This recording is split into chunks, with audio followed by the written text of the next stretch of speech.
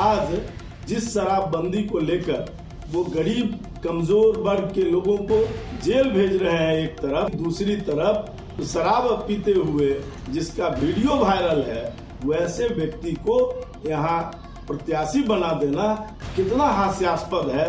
देखिए, जीत कम से हो या अधिक से हो, टाइट फाइट जरूर था। ये एक सिद्ध करेगा ये चुनाव कि महागठबंधन जिस प्रकार से दावा कर रहा था कि बिहार का 60% 70% वोट पर मेरा दावा बनता है, उसको ये निष्फल कर देगा। आज देश नहीं, संपूर्ण दुनिया में सबसे लोकप्रिय व्यक्ति में भारत के प्रधानमंत्री आदरणीय नरेंद्र मोदी जी हैं।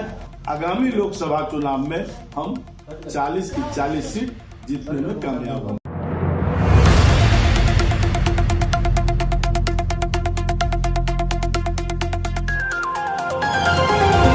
सीधे चलते हैं विधायक जी के पास।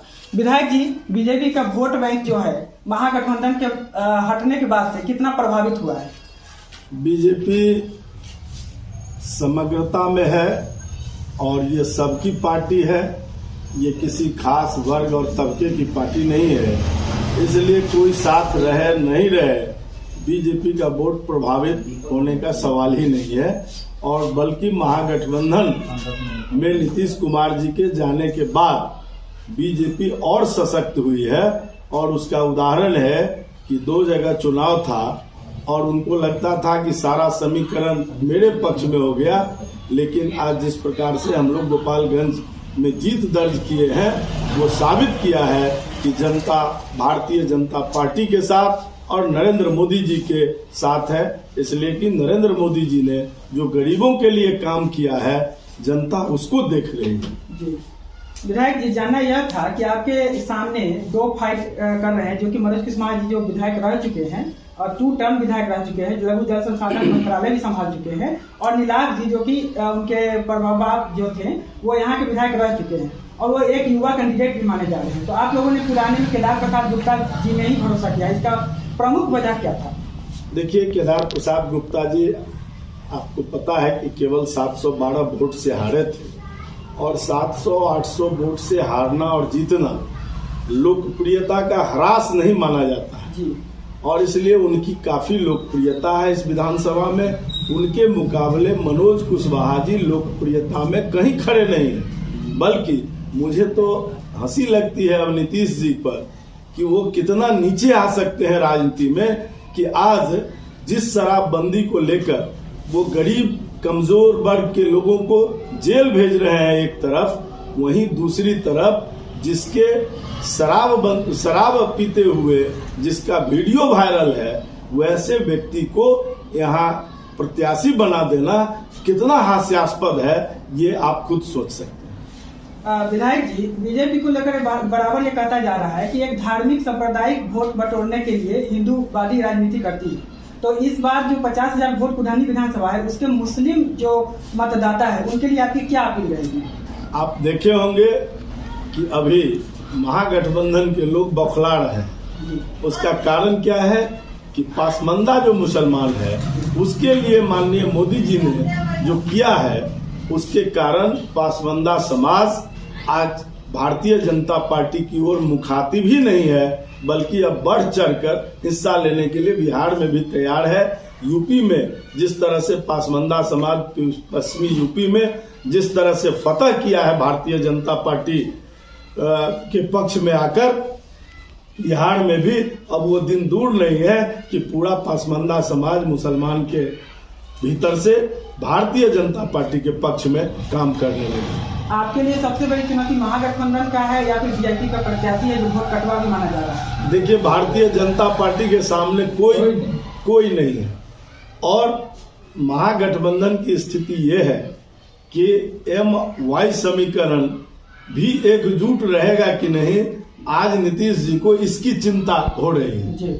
लेकिन भारतीय जनता पार्टी का जो वोट है वो एकजुट है, क्योंकि नरेंद्र मोदी जी किसी को नहीं छोड़ रहे हैं। वो सबका साथ, सबका विकास, सबके प्रयास को साथ लेकर चल रहे हैं। इसलिए सारा वर्ग नरेंद्र मोदी जी के पक्ष में है।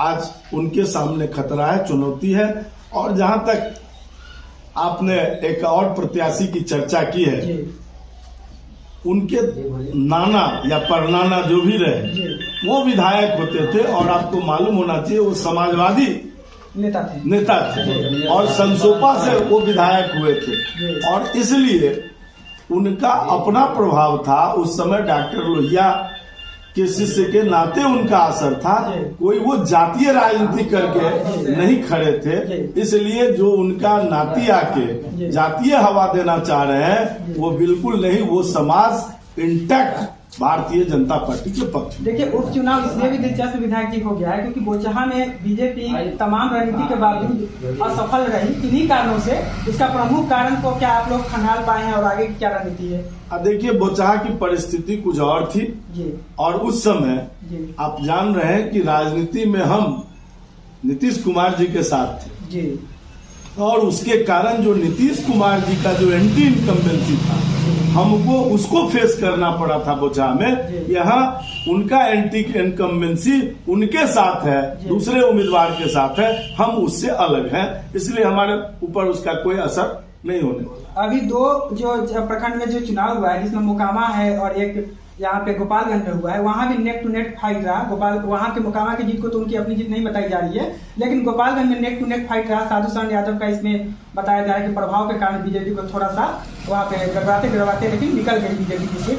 तो इसके बारे में आपका क्या कहना है? देखिए, जीत कम से हो या अधिक से हो, टाइट फाइट जरूर था, लेकिन आपको ये ज्ञात है कि जिस प्रकार से महागठबंधन दावा कर रही थी कि हम जब साथ आए हैं 7 दल, तो 7 दल को अकेले भारतीय जनता पार्टी पराजित की है, ये महत्वपूर्ण विषय है। वहाँ वोट कितना आया ये महत्व का नहीं है।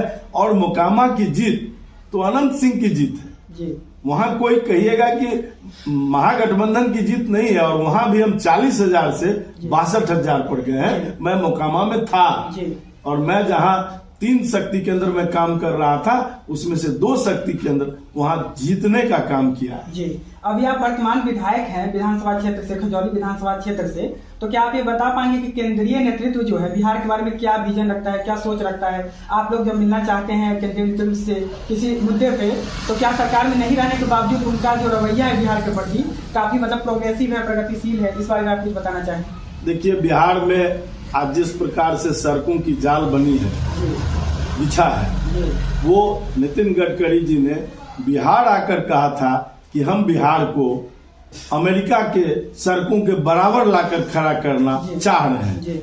लेकिन नीतीश कुमार जी को अच्छा नहीं लगा ये बात, क्योंकि बिहार अगर पूरा विकास कर जाएगा तो नीतीश कुमार जी को सुनेगा कौन। इसलिए ये लोग चाहते नहीं है कि बिहार के अंदर ठीक से विकास हो। इसलिए बिहार आज थोड़ा अगर पिछड़ा हुआ भी है तो ये इन लोगों के कारण है। हम लोग भी सरकार में रहे, उनकी नीयत कभी साफ उतनी दिखती नहीं थी, लेकिन हम लोग बिहार के लोगों को जंगल राज से बचाने के लिए उनके साथ मजबूरी में काम कर रहे थे।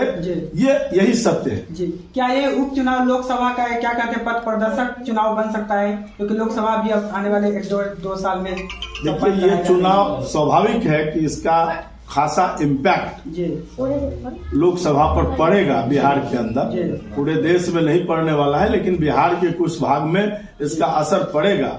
और ये एक सिद्ध करेगा ये चुनाव कि महागठबंधन जिस प्रकार से दावा कर रहा था कि बिहार का 60% 70% वोट पर मेरा दावा बनता है, उसको ये निष्फल कर देगा उनके ये को उद्देश्य को। और बिहार में इस चुनाव के कारण आगामी लोकसभा चुनाव में हम 40 की 40 सीट जीतने में कामयाब होंगे। बिहार की जनता जातिगत राजनीति करती है या फिर विकास को देखकर के वोट करती है? मोदी पे सबसे ज्यादा विश्वास है? देखिए, अब देश की जनता की निगाह नरेंद्र मोदी पर है टिकी हुई, और इसके लिए हमारी आलोचना भी होती है कि नरेंद्र मोदी ही तारनहार है भारतीय जनता पार्टी के। तो ये स्वाभाविक है, जो प्रधानमंत्री रहता है उसके नाम से ही काम जाना जाता है और वो करते भी हैं। इस तरह की छवि भी उनकी है, इस तरह का क्रियाकलाप भी है कि आज देश नहीं संपूर्ण दुनिया में सबसे लोकप्रिय व्यक्ति में भारत के प्रधानमंत्री आदरणीय नरेंद्र मोदी जी हैं। और उनकी छवि के कारण हम बिहार में चुनाव जीतेंगे, ये तय है। जैसा कि साथियों आप सभी ने सुना कि विधायक जी काफी आशान्वित है कि बीजेपी फिर से सत्ता में आएगी, एक बार पूर्ण बहुमत के साथ आएगी। बिहार का नया भविष्य बीजेपी को बताया है और मोदी जी पर और दलगत राजनीति से ऊपर उठकर काम करने पर विश्वास जताया है। वे अभी बंगरा बंसीधर पंचायत में क्षेत्र भ्रमण कर रहे हैं, लोगों से उनको अपार जन समर्थन मिल रहा है। हम लोग आपके साथ बने रहेंगे। धन्यवाद।